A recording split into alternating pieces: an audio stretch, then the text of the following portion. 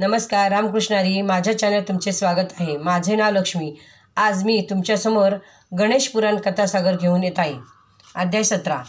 विष्णूंनी घेतला भगवान शंकराचा सल्ला.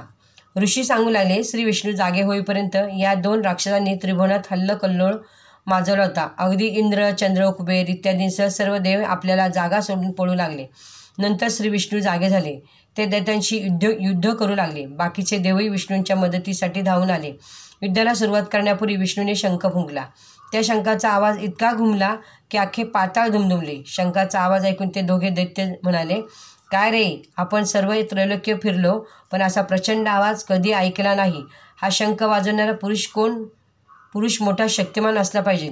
अशा बलवान शत्रूशी युद्ध केलेच पाहिजे. युद्ध करताना मग मरण आले तरी चालेल. त्या दोन्ही राक्षसांनी विष्णूवर युद्ध करण्याचे ठरवले. ते विष्णूला म्हणाले, तुला तुझ्या शक्तीचा अभिमान असला तरी तुझा हा अभिमान आम्ही झटक्यात घालू. तुझा उन्मत्तपणा आमच्यापुढे टिकणार नाही. हे त्याचे गर्वाने फुगणारे बोलणे ऐकून विष्णू म्हणाले, ठीक आहे, मग व्हा युद्धाला तयार. अंगात सामर्थ्य असल्याशिवाय युद्धाला कोणी तयार होत नसते. यावर ते राक्षस म्हणाले, तुला तुझ्या 4 हातांचा गर्व झाला आहे ना, मग असं करू, आपण बाहुयुद्धच करू. असे म्हणतात श्री विष्णूने आपल्या हातातील सर्व आयुधे खाली ठेवली व लगेच त्या दैत्यांबरोबर युद्धाला सुरुवात केली.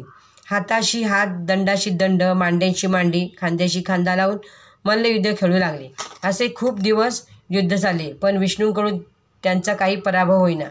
नंतर विष्णूंनी गायन येत असलेल्या गंधर्वाचे रूप घेतले आणि उत्तम वीणा घेऊन त्या स्वरावर ते गायन करू लागले. विष्णूच्या नादमधुर गाण्याने वनातील हरणे, वाघ आणि इतर श्वापदे तर गुंगच होऊन गेली. देव, गंधर्व, राक्षससुद्धा आनंदित झाले. हातातले काम ठेवून सर्वजण ऐकत राहिले. शंकराला सुद्धा कैलासावर हे गायन ऐकू गेले. त्याला आनंद झाला. कोण हे बघण्यासाठी शंकराने निकुंभ आणि पुष्पदंत हे गण त्या गायकाला आणण्याकरता पाठवले. त्या गणावर विष्णू कैलासपर्वतावर गेले. मस्तकी चंद्र, अर्धांगी पार्वती, अंगावर गजचर्म व गळ्यात रुंड माळा घातलेले असे शंकर त्यांचे दर्शन घेतले. शंकराने विष्णूला ओळखले व म्हणाले, आपल्या शेजारी आसनावर बसवले. धर्म, अर्थ, काम आणि मोक्ष या 4 पुरुषार्थांचा लाभ घडविणारे आपले दर्शन झाले. त्यामुळे मी धन्य झालो, असे विष्णू म्हणाले. पुन्हा एकदा विष्णूने वीणा उचलली आणि आपल्या गायनाने सर्वांना मंत्रमुग्ध केले. त्या गाण्याने स्कंद, गणपती, पार्वती, देव, ऋषी वगैरे मंडळी खूप आनंद झाला. शंकर तर खुश होऊन विष्णूला म्हणाले, मी तुझ्यावर प्रसन्न झालो आहे. तुला कोणता वर पाहिजे तो माग. त्या विष्णूने युद्ध चालू असल्याचा वृत्तांत शंकराला सांगितला. त्या 2 दैत्यांचा वध कसा करायचा हे समजत नाही. त्यांच्या वधाचा उपाय मला सांगा, असे विष्णूने सांगितले.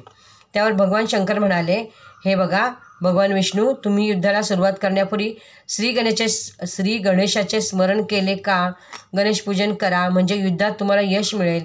त्या विष्णू म्हणाले, मला नाही माहीत गजाननची पूजा कशी करायची ते तुम्हीच सांगा. त्यावर शंकर म्हणाले, विष्णू, श्री गजाननचे 7 कोटी जरी मंत्र असले तरी त्यापैकी षडाक्षर व एकाक्षर हे 2च मंत्र सर्वात श्रेष्ठ आहेत.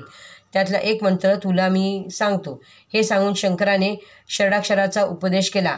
त्या मंत्राची उपासना करण्यासाठी विष्णू त्या ठिकाणावर निघून गेले.